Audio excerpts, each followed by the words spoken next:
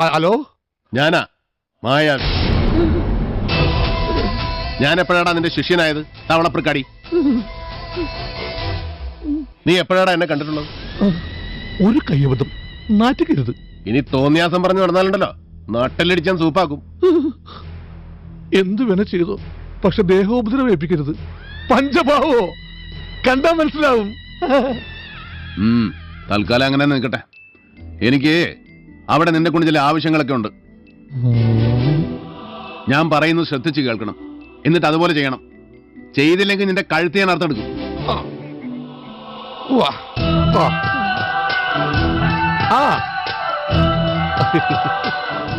മനസ്സിലായില്ലേ? ഇടം വലം നോക്കാതെ ചെയ്തിരിക്കും.